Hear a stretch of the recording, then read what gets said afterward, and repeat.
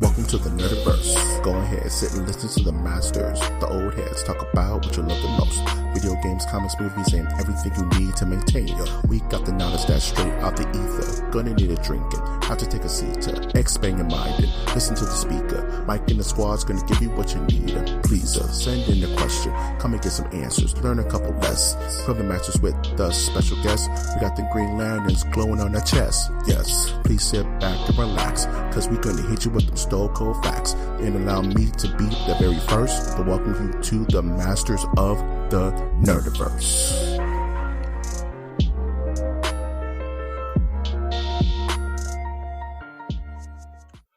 Welcome to the Masters of the Nerdiverse podcast. This is the MOTN podcast, where we always have such sights to show you.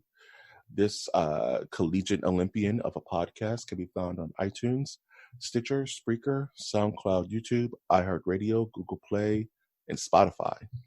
I'm, of course, your host, Mike G. And with me, as always, is my totally non-rude dude with no attitude host as well, Winter Trash Monk the Thizzard. Start spreading the news. New York, New York. Remember that scene in Gremlins 2, the new batch, where the smart gremlin was singing that to all the infinite gremlins that were inside of the clamp building when they were about to hit New York streets? All those puppeteers, right? Good stuff, man.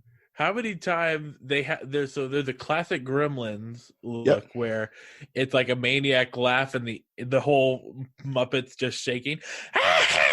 Yeah, that sort of thing. It's so stupid, but I like it. It's so great, dude. Yeah. They always look like wet, like they just sprayed these puppets with down water. Like oil or something, dude. Yeah. Dude, and imagine working on set that day. Like, what's your job? Oh, I'm supposed to spray the puppets down. I'm the gremlin spritzer. Like, This gremlin needs more spritz. Where's the spritzer? Where is he? He's on lunch. Well, take him off lunch. Yeah. And the sad thing about gremlins is they can't do it now, because it'll just be CG. It'll just be garbage. I don't know. I could see Netflix going like with the way they did Dark Crystal now, where they're doing puppets for that. It's too good of an idea for them to actually do it. No, they need to have like a gremlin like wearing a VR headset, and he goes, No, I heard this idea on another channel, but they have gremlins just being on social media and trolling people, like typing KJBCI. Just try to they do shit posts. Get on people's nerves. So what they're going to have to do is have the gremlins be a global catastrophe, and then go cut to the White House. Yeah, and then the chair spins around, and it's the original, the Scar or whatever his name is. Stripe, yeah, Stripe. You're like, eh. It's just Stripe with a cap with a president's suit on, with a big orange wig and just a cigar. And then you have the gremlins going, no, that's just Gremlins 3, dude. This is Gremlins Money. Okay? Gremlins Money. You know how awesome it's Olympus Has Fallen Gremlins edition. You know for a fact that Gerard Butler would not turn that money down, dog. I can't even do a Gerard Butler voice. I was going to go to England, but I must fight the Gremlin. I do a Clive Owen. Oh, they're the same guy, right? No, they're not. Oh, damn. You're a funny guy. So Gerard Butler is not in Shoot 'Em Up with Monica Bellucci? No. Dang. Did you know that Shoot 'Em Up was supposed to... it will have to have... It has Bugs Bunny, Elmer Fudd. Yeah, it's an analogy to all the old Looney Tunes. Yes. But with sex violence and real awkward scenes. So just like the Looney Tunes. Just like the Looney Tunes. Yeah, like when Bugs Bunny would dress up as a woman and no one cared, and he would kiss Elmer Fudd. Very liberating. Beautiful stuff. Yeah. Of course, they would also tell you to buy war bonds. Buy war. There's gremlins in that too. Remember when the gremlins were messing with Daffy Duck, man? Buy war bonds, get money. You know? Yeah. Isn't that like a weird side of like animated shows or cartoons where like isn't there like Superman propaganda stuff Yeah, I mean out that there? was heavy, but what Captain America was just propaganda. It Yeah. was just wartime propaganda, man. But can you name like another like art medium that's That like does that. that there seems to be such a weird blend of that, or Uh, like it could be a normal show. Like I'm thinking of Daffy Duck, and there's one where he's fighting the Germans, yeah, a and lot of at that the stuff, very end there's Adolf Hitler. dude. A lot of that stuff you can't find anymore. Like the old Warner Brothers cartoons where Bugs Bunny are fighting like the I hate the Japanese, but they're drawn real stereotypical and gross. Yeah, You know, and yeah. I don't know what you're talking about, but yeah, are the Sons of the Soil, which is the most yeah, infamous cartoon of all time. yeah, You know, it's yeah. just and those cartoons still exist to this day. They just veil it a lot easier. You All know? right. What are your thoughts about veiling it? Should it just be out there full blown, like show our knickers? If you're gonna do it right. You know, Yeah, let that be your thing. If you're gonna have uh country propaganda, yeah. let it. You know, back in I'm the talking. day, Yeah, you know, I liked how I believe if you buy the Looney Tunes DVDs, they still have them on there, and then they have like Whoopi Goldberg introducing some of them. that's weird. Going like, these are products of a different time. These are please understand. These are products of a different time. Hi, I'm Whoopi Goldberg. You might remember me For from such films as Sister Act 2. 2 and Jumpin' Jack Flash. And Rex. Dude, and the bartender from Star Trek. I do have a question though. In this day and age, would you show your children now Looney Tune cartoons? Absolutely. Yeah. And Looney Tunes is such a weird thing where as a kid, you don't everything goes over your head.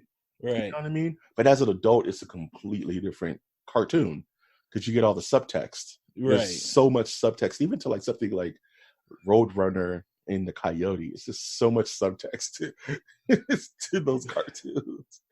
It's out of control. Yeah, I would totally show my kids that just because it's a lot of people want to go like it's far worse than it's terrible compared to modern day cartoons, and I'm like, but it's amazing. It's so much better than modern day cartoons, right? too, Like on some aspects. Yeah, I don't understand. Yeah, it's a cartoon. Like we can make the distinction between what's real, what's not, and I think kids can do that far more as better than what we give them credit for. If we could, they could. Yeah.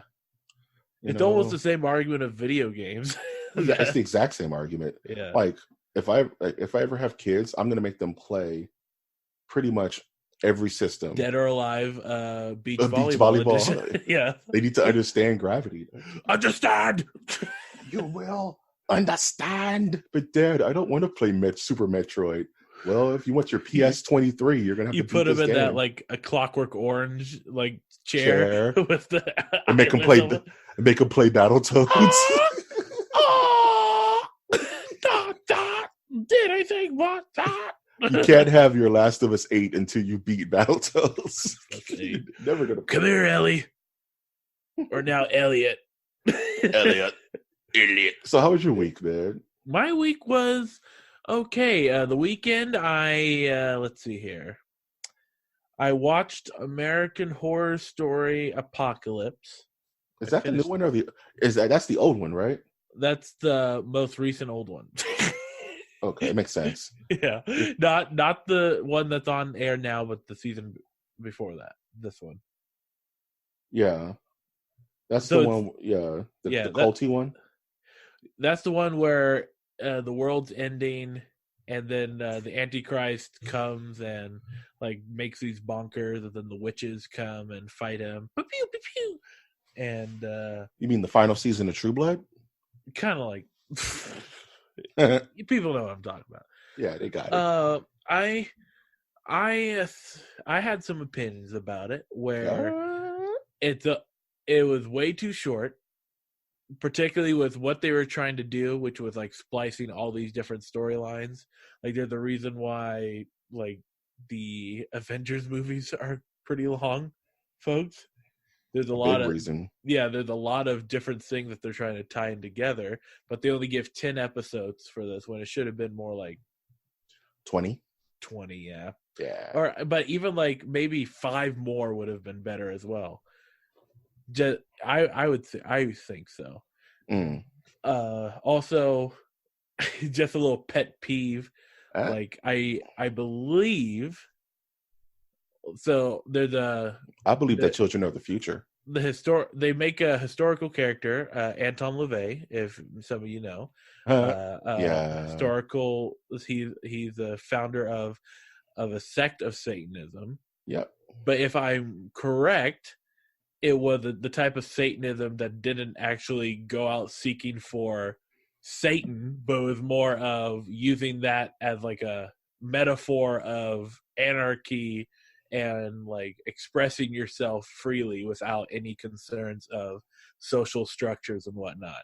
Mm-hmm. What the show paints is like, no, he's hunting. The signs from Scripture are true. The Antichrist is It's like, I don't think that was what his deal was. I mean, there are satanic sects like that, but I believe he was part of the group that was more like it's almost like an offbeat of the free love movement. Hey guys, I'm not saying to worship Satan. I'm just saying you don't have to worship what they're telling you to worship, guys. I'm just saying, like, it was weird to pick. There's punch and pie. I mean, I could see how in you're writing the story you want to use him, but sometimes you just have to go, well, what did he actually think? And now you're putting words in his mouth. I just thought that was interesting. But it kind of reminds me of what was going on with Sabrina on Netflix. Yeah. The Church of Satanism had to step up and say, well, this is not how any of this works. Right. Like, well, this is a show that is imaginary. Like, but you're putting our name on it. Right. You know?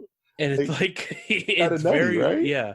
But it's weird because other shows, like if they were going to be centered around like a Catholic priest or something, a lot of I'm assuming, because sometimes it's very interesting, or like if they're going to talk about pastors, they'll have someone on set who knows what this is about. Right. Like if they're going to have a movie about hackers, they're going to have a hacker on set to try to give it some level of grounded realism, you know. It's funny you mentioned I'm sorry. And it's weird that I'm the one advocating for this, but it's just historical accuracy. Like I was watching something about The Exorcist, you know, the film. What's his name? Willem Friedkin's Exorcist. Yeah, Billy Freed. Be Free. The scariest movie ever made. And the problem with The Exorcist was that it sparked kind of a frenzy among the American people, because before no one knew what an exorcism was. You know what I mean? It was just something that was buried in Catholic dogma for hundreds of years that no one even done before. Haven't done in a while, rather. Yeah. And now, as soon as this movie comes out, everyone's claiming that their kid is possessed by the devil, you know. And it's like, no, the movie even says that exorcisms kind of stopped when we start realizing that there's such a thing as psychological health, you know, and mental illness and schizophrenia. And there's something in the American religious landscape that we just love a show, folks. First Great Awakening, Second Great Awakening, Azusa Street revivals, Big Tent, like TBN and all those channels, and pastors dressing up as Spider-Man and coming to the pulpit like that. Yeah, we are a culture that needs to be entertained. Yes, yes. It's a big show. I liked another way someone put it, like, instead of like an entertainment culture, we're a culture that is constantly bored, so we're always seeking entertainment. Like like it is in the scope of history, it's a relatively new concept of like social existence. I don't know what to do today. I don't know what I'm doing. It used So to be, he's- you don't know what to do today, huh? Well, you have work in the field that you have to do. You have to die today because you sneezed. Yep. There's all these other things. You know, like you woke up with purpose at early, and your whole day was. Yeah. And now it's kind of like we were kind of raised on this 24-hour news cycle, so our lives rotate around that cycle too. So it's like, I don't know what to be mad about. What do I be mad about today? Tell me, Twitter. What should I be mad about today? Okay. I watched that. I watched American Horror Story. Yeah. I watched The Blacklist, the new season on Netflix. I highly recommend The Blacklist. James Spader, whoop whoop. I highly recommend The Black Fist. Okay. And now I found out I have 2 seasons of Walking Dead I need to catch up on. Have fun with that. And then, but the guy that I'm using, his Netflix account needs to pay his bill. So now I'm back to Amazon and I'm watching Goliath right now. Pay him a telephone. Goliath. Have you heard of this show, Goliath? The name is like bouncing in my brain, but I don't know what it's about. With Billy Bob Thornton as a lawyer. Nah, man. It's a great show. I always I watched the first season and I'm like, okay, that was good. And the second one, they're really finding their form, I want to say. Yeah. Where instead of being centered on Ventura Beach or whatever, was somewhere in LA like that, they're now tackling the entire city, sort of thing. We tackle Earth. Yeah. And it's very, very the music that they choose is good. Of some obscure choices from music, like the drummer of the Beach Boys had a song on the show. Okay, and that's it. And that's it. Sharks season starts tomorrow, folks. And thus you will notice a dip in the podcast quality. Yeah. And I'm drinking some tea right now, which is it's supposed to help with energy and positivity. And I also used some recommended mushroom powder from Joe Rogan. Oh, you mean leaf juice? That's supposed to help with focus. Focus, man. And thinking. Think harder, bro. Give me something to think about, quick. What I did with my week, something to think about. Think about that. Rental dead. You went to the Blue Hat after going to the buffet line at Larry Flint's casino. I hate Larry Flint's casino. What did he do to you?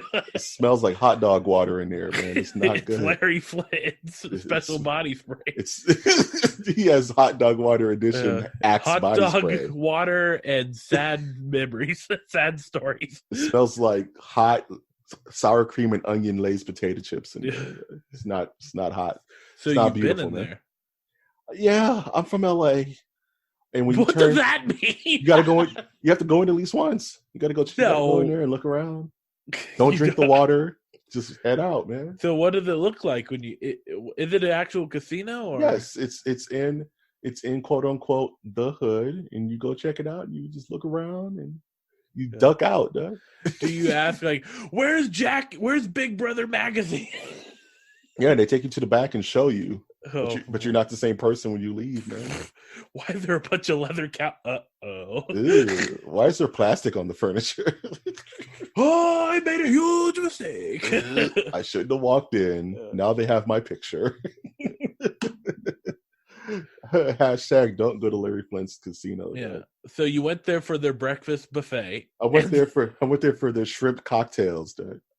You went for their shrimp cocktails and mimosas. Hey, I can tell you now, the wine was flat and the cocktails were warm, dog. Yeah, no bueno. There's this place near me that does bottomless mimosas on Sunday and a breakfast buffet, and I want to go there so bad and just take them out of business. Drink, dude. I would drink. I mean, they take a while to get to your table, but I would eat so many of the sausages and pancakes. And There's a place in Long Beach called Tequila Jack's. If you're from Long Beach, you know what I'm talking about. Hey, I've been to Long Beach, bro. potato chip, Yeah. and they have I the took bottom. some bagel bites, put it in my pocket, and I went, sayonara, Valhalla. I'm going to. Sayonara, Valhalla. I brought my own ranch. Got ranch in it. What else did I do other than not go to Larry Flint's casino? Just still playing Iceborne, Monster Hunter. Just beat Valkana. Moving on. Yeah. I rewatched a fun little movie from my childhood called A Low Down Dirty Shame. You ever seen this? No. With Keenan Ivory Wayans and Jada Pinkett before she was Jada Pinkett Smith. Oh. And Charles S. Dutton, dog. It's a fascinating movie because it was the Wayans brothers' once and only attempt to make a serious action movie. It's really fascinating. Like their attempts, it's like right off of the heels of In Living Color, like right, and I'm Gonna Get You Sucker and all that stuff. But it's where I'm Gonna Get You Sucker is played strictly. It's a black exploitation comedy. Yeah. But Low Down Dirty Shame is an action movie with comedic beats. It takes itself way more serious, and you get to see Keenan Ivory Wayans do like stunts, and he has this insane body count that now it just seems so like tone deaf. He kills like 50 people in that movie. Keenan, dog. Yeah. You get to see a young Jada Pinkett Smith who is just adorable and feisty and awesome. It's just one of my favorite movies of all time, and it has a banging soundtrack. So I recommend anyone to go find that. It's on Amazon Prime now, so if you want to go watch that and let me know what you think. Now, do you still have on your schedule for the night to drive over to Tom Green's house and throw eggs at him? No, that's Thursdays, my man. That's Thursdays. Okay. Got it. He knows. He's prepared to clean it up.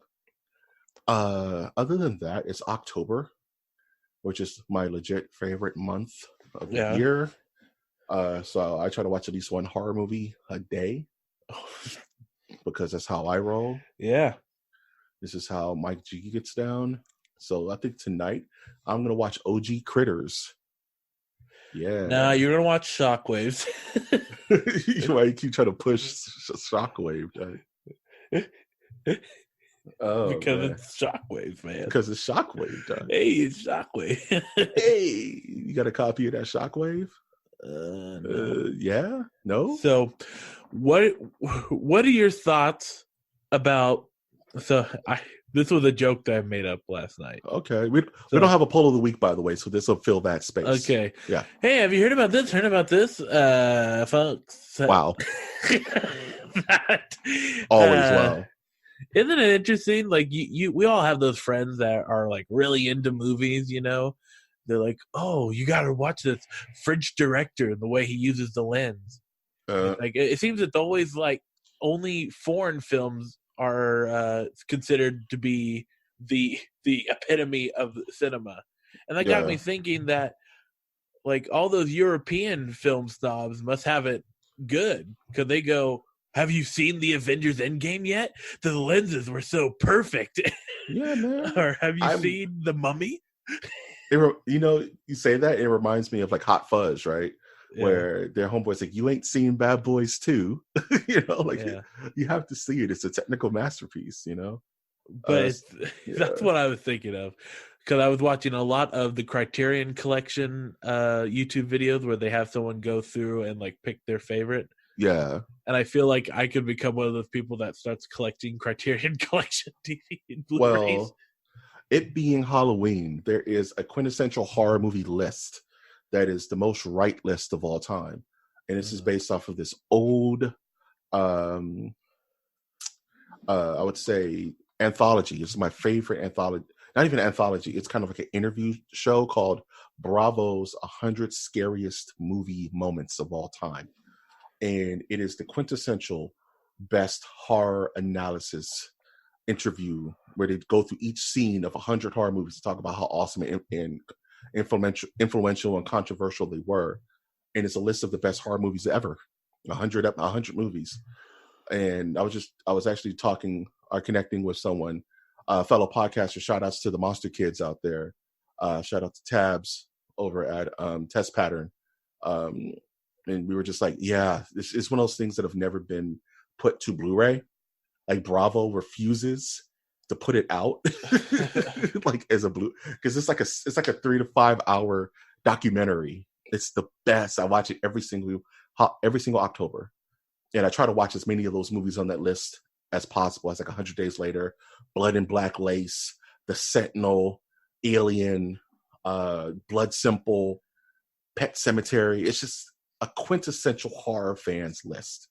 And my hope one day is to collect all of those horror movies and have them in my stable to watch. It's just, and do critiques on them, you know. It's just, but it's 100, man. It's not a possible feat.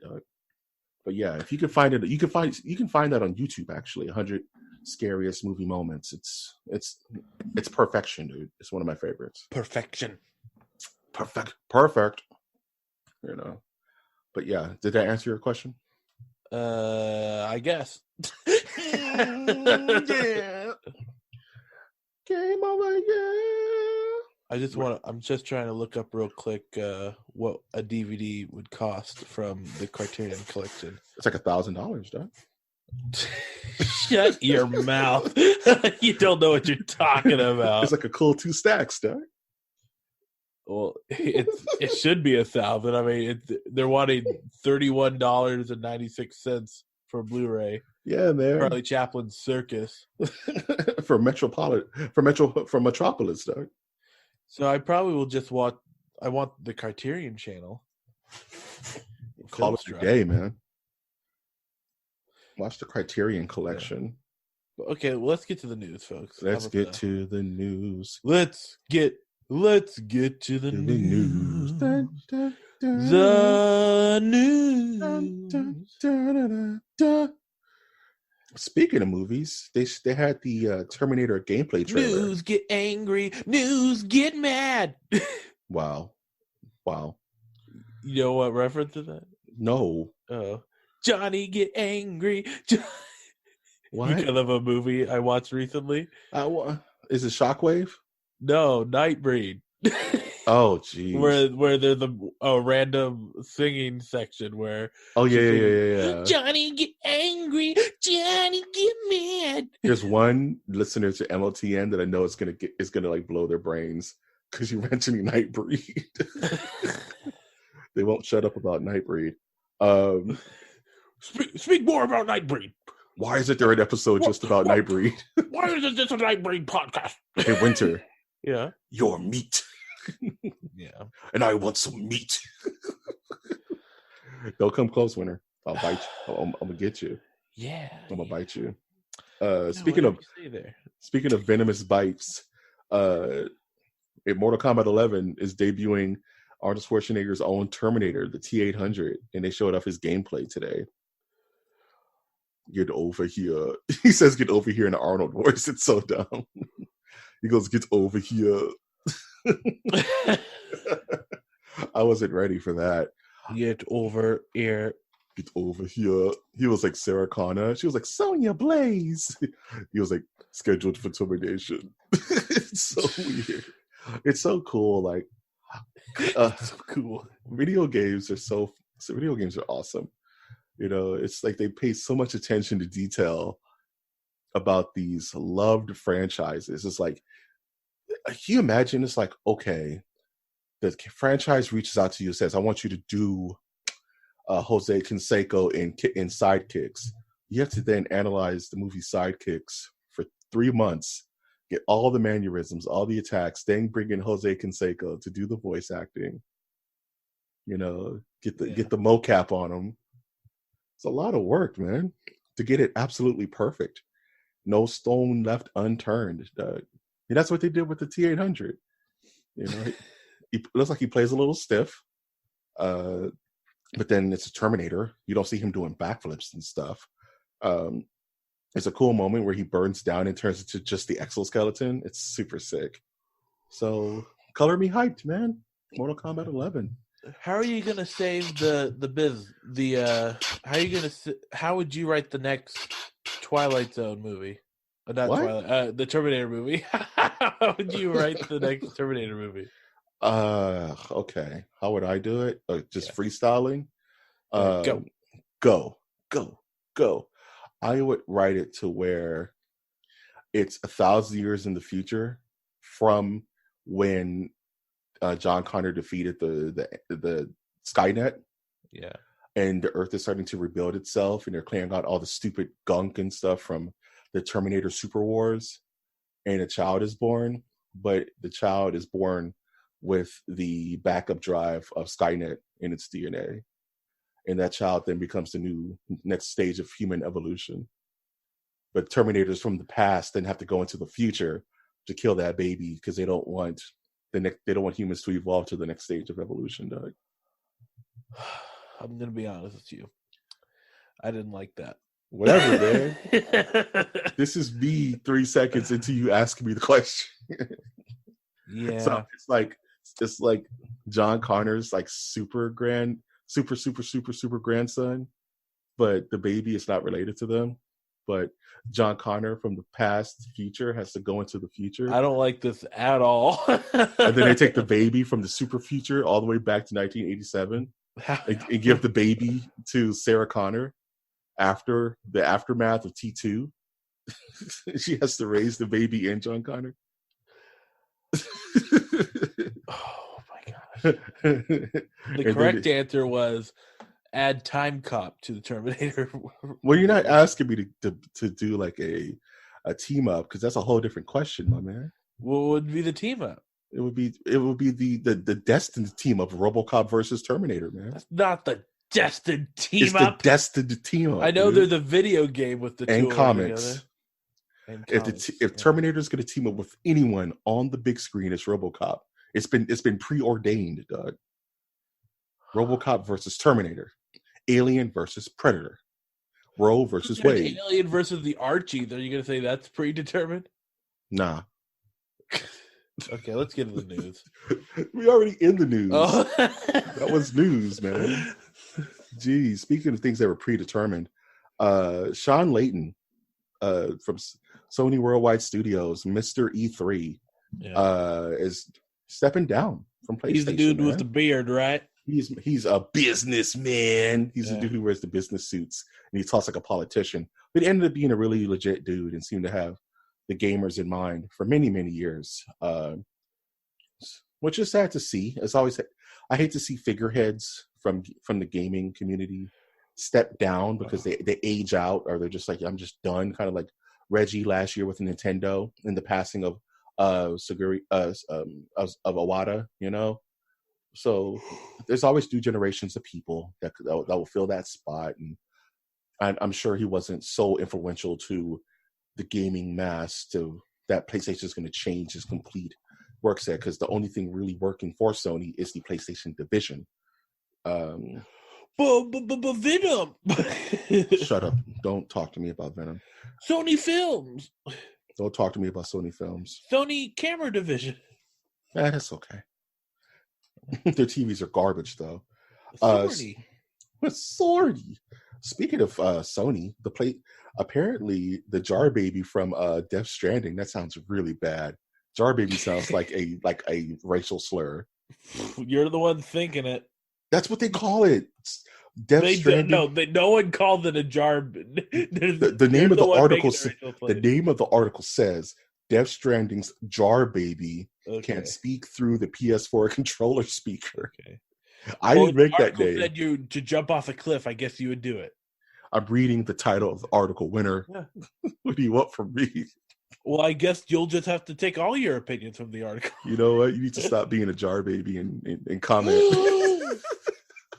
My people have made it too far to hear those words that come out of your mouth. I guess I have to do a social media retraction after this. Thank you, that's Winner. Me skisking you. I'm skisking me, dog.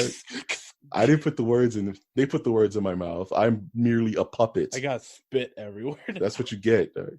All on your spit guard.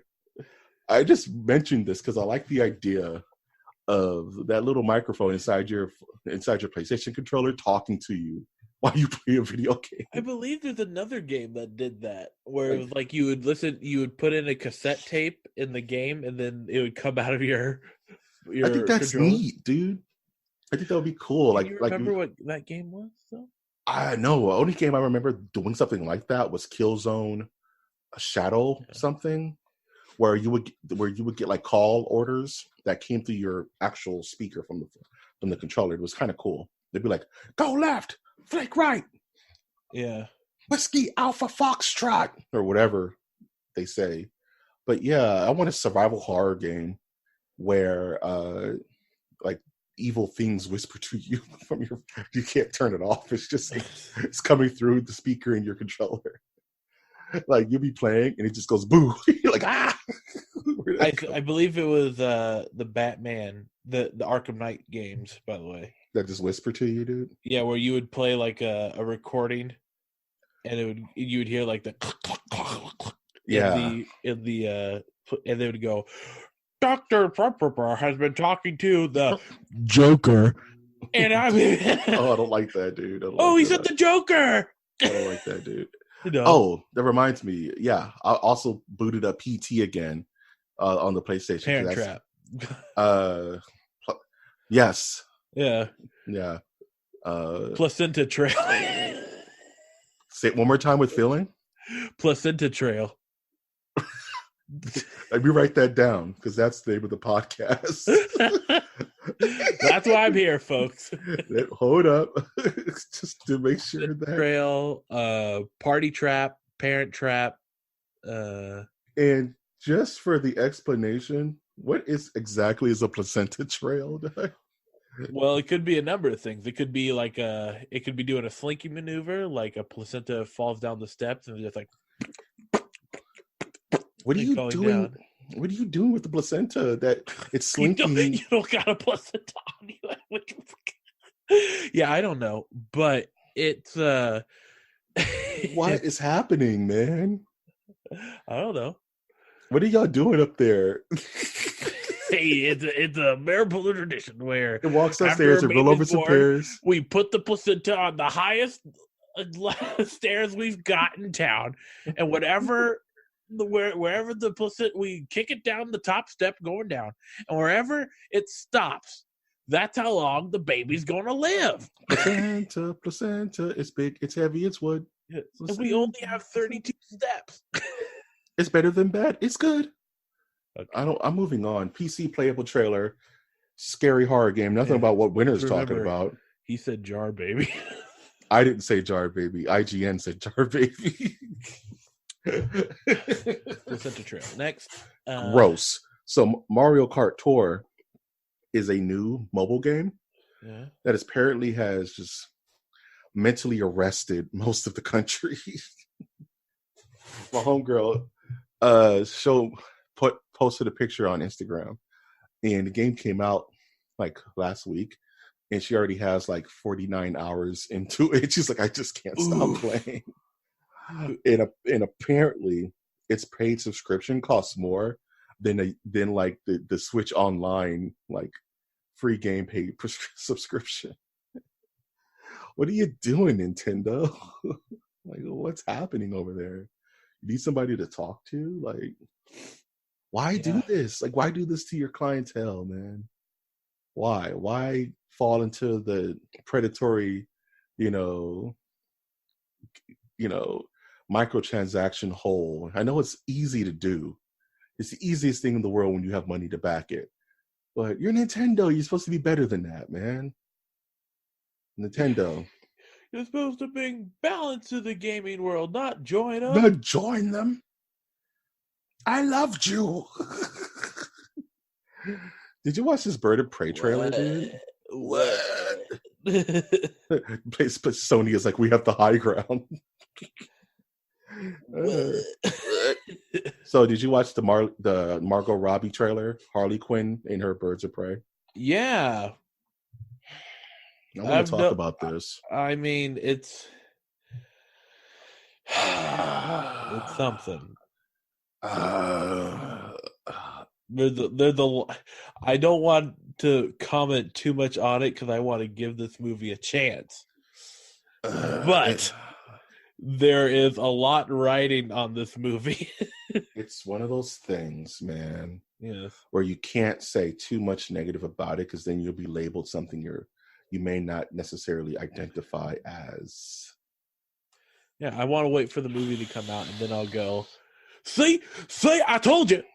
DC is doing this thing, and it's this thing I hate with all my heart and soul. Yeah. Where they're slapping the name on something that has nothing to do with the actual content. You know, like the Joker has nothing to do with the Joker. You don't know. And from this trailer, it has more to do with the characters than the Joker does, because it is actually Harley Quinn, and she breaks up with Mr. J, and there are glints of Black Canary, there's glints of Huntress, but it's just so far from the source material that it's just like, I don't even want this to be successful because then they're going to think this is the way you're supposed to make superhero movies. Nah, it's just it's a different way. And I'm not even saying like a creative license is beautiful. I mean, just do it, like, to make your vision. Just don't call it Birds of Prey. You know, that's my only thing. Well, what else they were going to call it, huh? Call it the emancipation of whatever the name is of the one called Harley Quinn. But for it being called Birds of Prey, the actual Birds of Prey, which is Huntress, Black Canary, they have Cassandra Cain is glimpsed there. Yeah. They don't even get talked. I don't even think they get speaking roles in that trailer. It's all Harley, dude. I don't think they get voiced lines in that trailer. I have to watch it again. I may be wrong. Yeah, but we'll see what happens. Rough. That's all I got. We'll see we'll see what happens. We'll see what happens. I'm cautiously pessimistic. We got to see a picture of Brandon Routh as the Kingdom Come Superman in the new Crisis of Infinite Earths, and I gotta say, it is perfection. It looks amazing. Have you seen the picture of this man in the Superman outfit with the dun-dun-duns and the big spit curl and the big giant black and red Kingdom Come? Why do they call it a spit curl? Because you use spit to do it. You make That's that how noise. You spit? He goes sweet, and he goes. Yeah, I don't know about this world I live in anymore. No, I think these were a different place. But Brandon Routh, and who has been Superman, in this suit, is just making everyone just want more Brandon Routh as Superman. It's like, just give us more of this. It looks too good. It just looks. It couldn't be more accurate, and it just makes everyone upset that they're only going to get this for one episode. You know, it's perfection. It looks great. It looks amazing, and I can't wait to see it in motion with him flying around and doing Superman stuff. There's 3 Supermen in this Crisis of Infinite Earths. Yeah, it's super cool. Whoop-de-doo, Winter. This is why we're doing MOTN reads together, so you could slowly begin to appreciate this comic book stuff. Even if it's not fraction. The comic book stuff, it's the CW stuff. You mean the crude winter? What was it called? The crudest wilderness? Crude wilderness day? I don't know. Craptacular? I don't know. Crap whirlpool? Yeah. Learn to get hyped, dog. I got good news for you, though. The can wait. Oh, 3 Supermans are going to be on. Well, I can wait for that. I can wait for that. You know what they call you, Winter? They call you a hate-or. Yeah. H8-R. Hate-or. Well, at least they're not calling me what you were calling people earlier in this episode.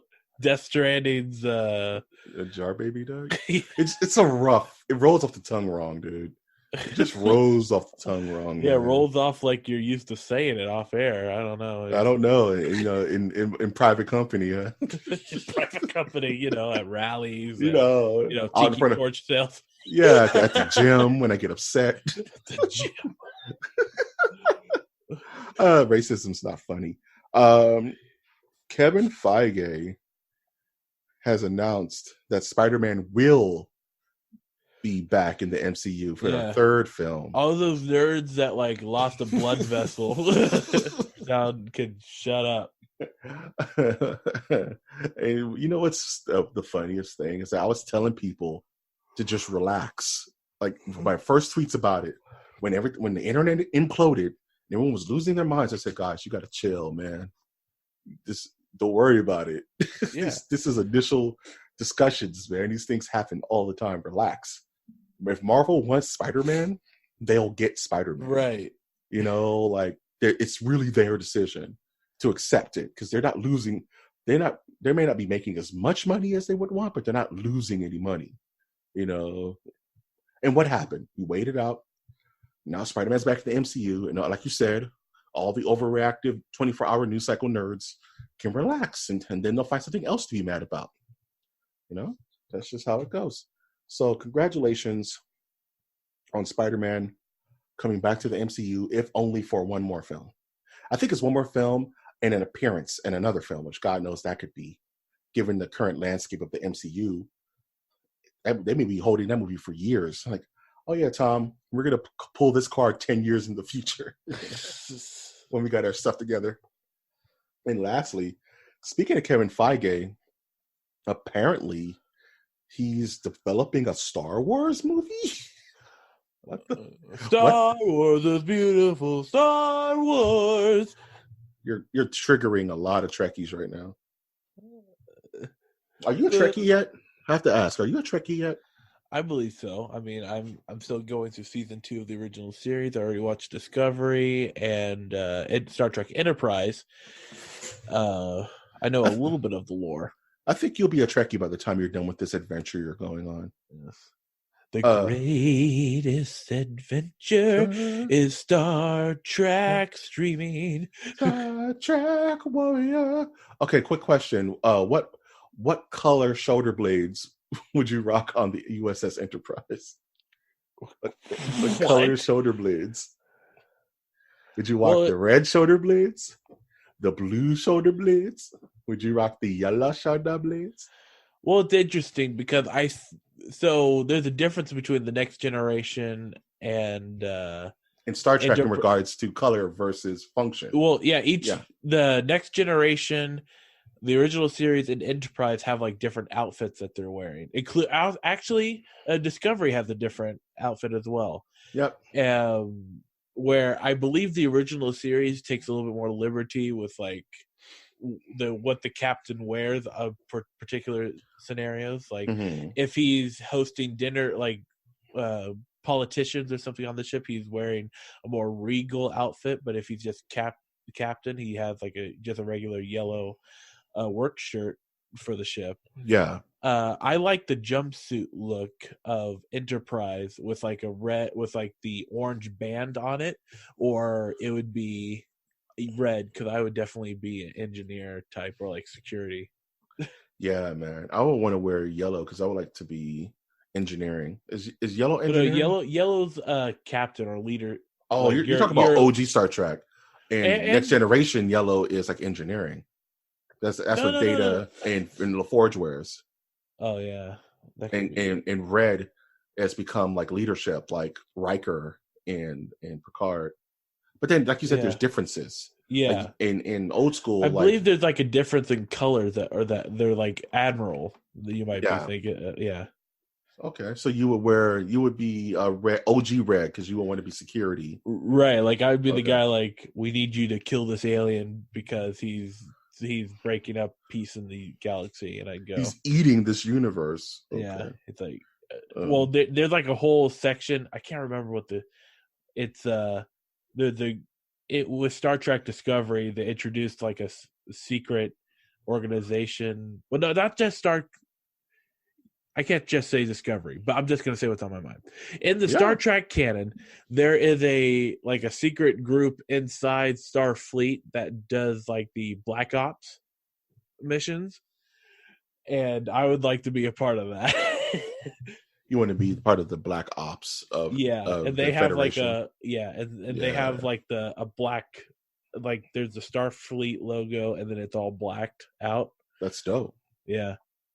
The problem is that their motives are questionable. Of course they are, because they're not on the books. You see, they're the Black Ops team. Yes, they do the wet work for the Federation. But I could also see myself just being like the chef. Hell yeah. I would be Like- Neelix, dog.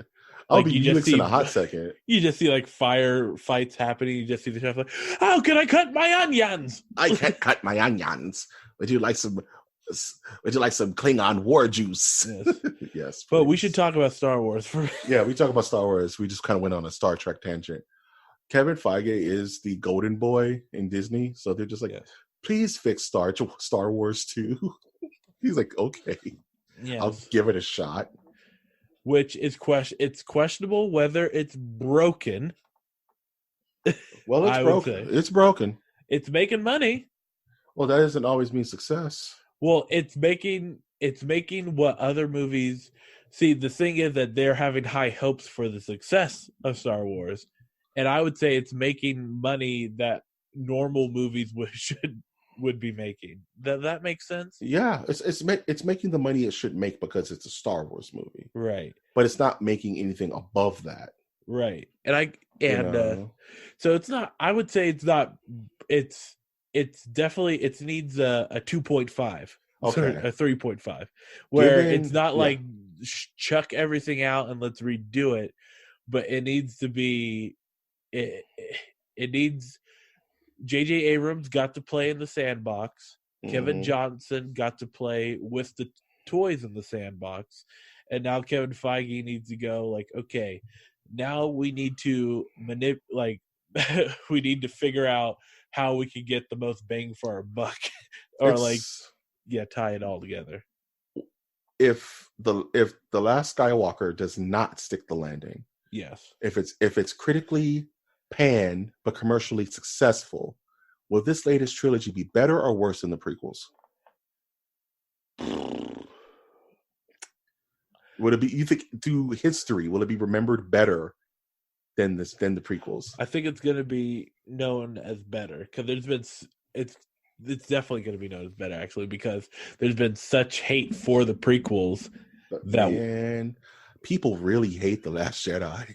Yeah, but not to the point of the prequels. Like there is no Jar Jar Binks character. Man, I think as time goes on, Luke throwing the lightsaber over the hill is going to be the Jar Jar for this trilogy. Yeah, how about you're the Jar Jar? How about that, Mike? I like The Last Jedi. I'm a Last Jedi apologist. I'm just speaking in the macro of things. If the Last Skywalker tanks, it is just a bad movie. Will this trilogy be seen in a worse light than the prequels? I don't know. The Force Awakens wasn't great. It wasn't great, dude. Force Awakens is okay. Stop it. It was just a New Hope. Stop it. I'm just saying, like the next generation is. Each of those, I feel like each of the movies in this new trilogy have progressed the story, while in the prequel they have Attack of the Clones, which I can't tell you the majority of the movie. It's rough, but then the same could be said about The Last Jedi. The Last Jedi didn't really push the story forward. It just ironed out wrinkles. Where's Luke Skywalker? He's super dead, dog. But Luke Skywalker was off the field for most of this galactic turmoil, dog. He had nothing to do with it. It also introduces the concept of the rebels and are not necessarily as clean cut as we are are led. So does Rebel One, though. Rebel One did the same thing for the OG Rebel Alliance, man. It is okay. We need to move on. Good argument, though. I'm actually playing contrarian because I like the film, but I'm good just saying, argument. But also, I don't say the same. You're racist. Okay, let's go. Oh no! Waiter, how could you do this to me? No. You know the record button's on, my man.